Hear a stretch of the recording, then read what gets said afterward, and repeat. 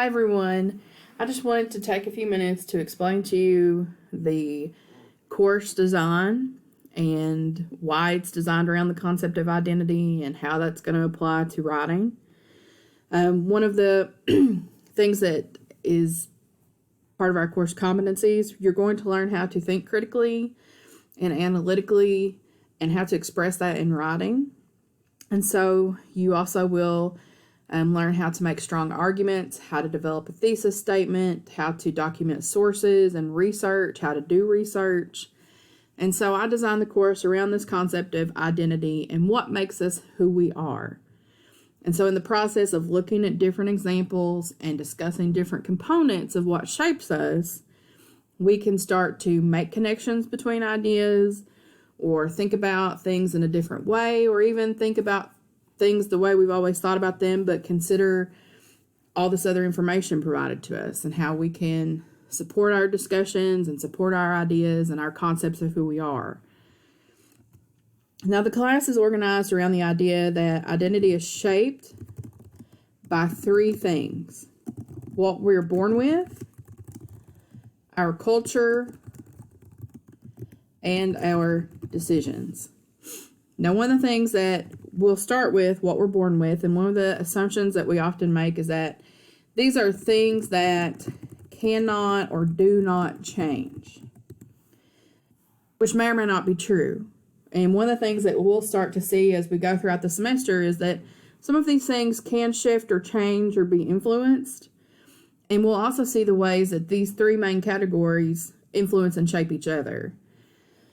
So if we think about things that we're born with, and we think about that critical media article, Why Identity Matters, it discusses some of these things. It talks about sex, race, ethnicity, sexual orientation, class status, nationality, religion, age, all of these things.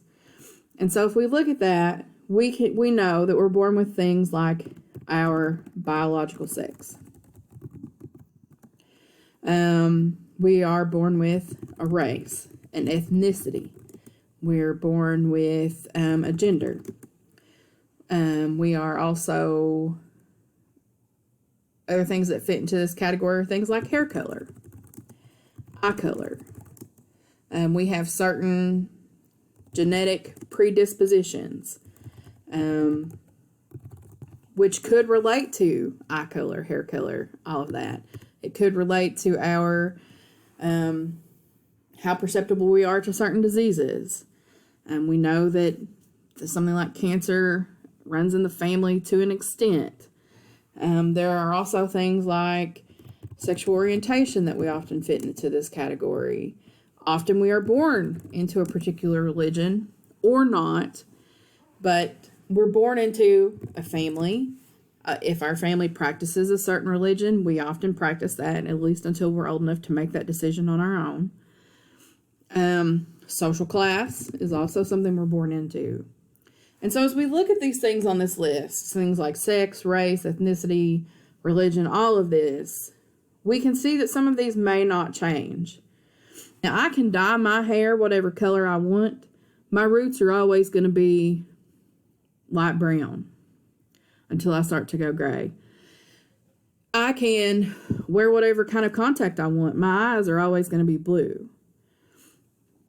My race is always going to be Caucasian. There are some things that won't shift. Now, some of these, as we learn more about them, we realize maybe they will shift and change. And maybe that has to do with how we perceive ourselves and our understanding of what these things are. For example, for a long time, gender and biological sex were connected and assumed to be the same thing. So if you were born with male anatomy, your gender was male. And there are people now who believe that gender and biological sex are two separate things. And as we learn more about gender and the way that society teaches us this is how you are if you're a guy, this is how you behave if you're a female, there's nothing else in between. As we realize those two groups maybe aren't all there is, then we see how gender and biological sex are different. Now, I want to point out that whatever you believe, you believe. That's true in regards to religion. political issues, whatever you think about hair color and whether you should dye your hair or not. But for this class, I expect us all to be respectful and kind to one another. We can disagree, but we also are not going to fight about it. So, for example, let's think about things that I was born with. I was born female, and I will put this here. I was born female. I am white. I identify as a female gender. And when I say that, I can acknowledge I'm a tomboy, which means that I didn't always fit into the categories that everyone said this is what you do if you're a girl. I didn't like pink. I didn't like to wear dresses 99% of the time. I was athletic. Those kinds of things. And those are assumptions we make. And we're starting to learn that, girls like to play with toys in the boys' aisle and boys like to play with toys in the girls' aisle. There's not as much need to be separate. Hair color, we've got light brown. Genetic predispositions, breast cancer runs in my family. Not so close that it's guaranteed I'll get it, but it's something I need to be aware of. Sexual orientation, I'm a lesbian. I'm married. I have a wife. My religion is Christian. Now, that's something that has shifted a little bit for me in terms of I grew up Pentecostal and have shifted away from that. But I still identify as Christian. I was born to a family. I had a mother, a father, a younger brother. I am Appalachian. I grew up there, lived there for a long time. My social class, my parents were working class. I grew up that way, which meant it was a paycheck to paycheck kind of thing, and they worked very hard. And they didn't have college degrees. You would call them blue collar, that kind of thing. Now I'm a professor, and so I'm pushing towards middle class. I would be considered white collar, because my job does not involve manual labor. Now, one of the things that I want all of us to understand is that one thing isn't better than another. One experience doesn't negate another's experience. So, for example, we're going to talk about some of these issues. We're going to discuss, first of all, social class. And so, when we discuss social class, I'm not arguing that one class is better than the other. We're going to look at examples from folks who were working class. I'm not arguing that working class is better or that they have a preference. What I am trying to get you to understand is everyone's experience is different. And the fact that someone's experience is different from ours doesn't mean it's wrong.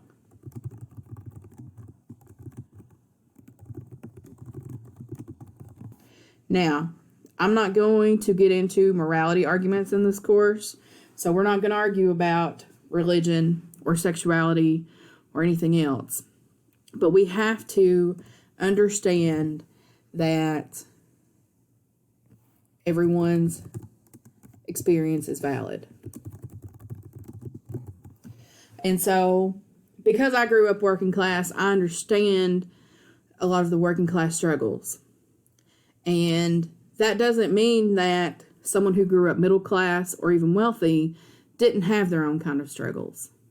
What it does mean is that they had a different experience than I did. Some of my struggles were certainly probably not their struggles.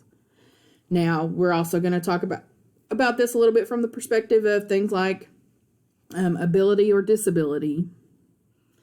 We're also going to look at examples from sexual orientation, which is not to say that being heterosexual or homosexual, one is better than the other, or that one exists and one doesn't. It is to say that our experiences are different because of these factors.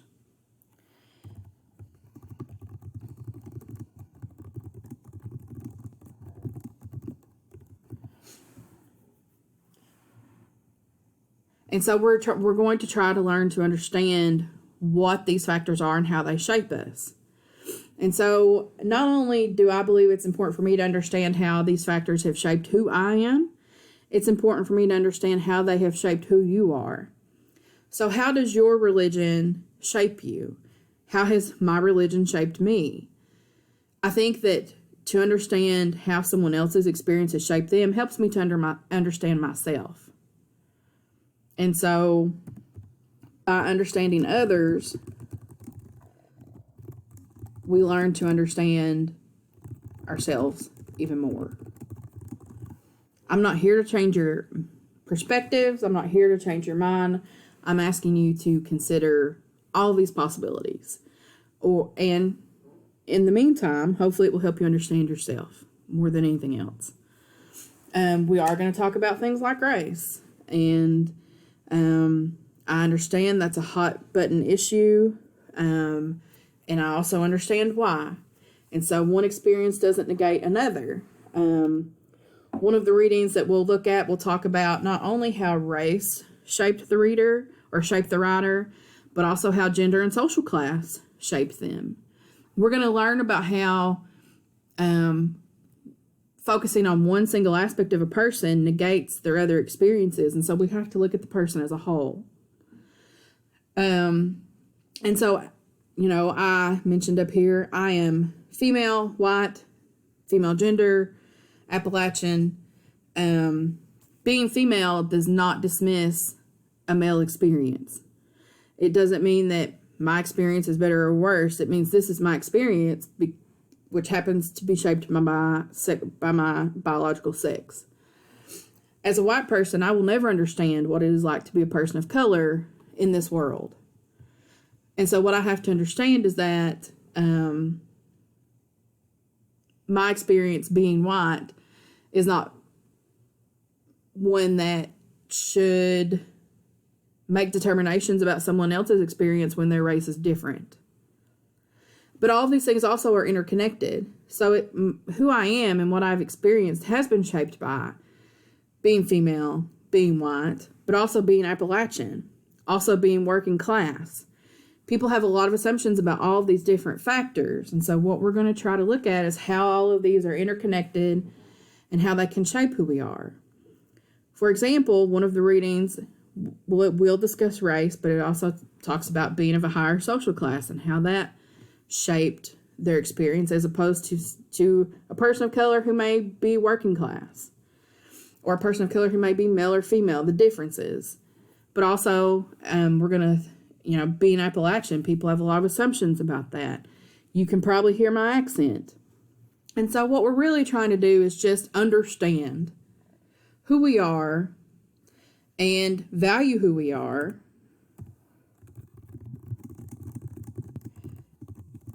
And in turn, understand and value other people.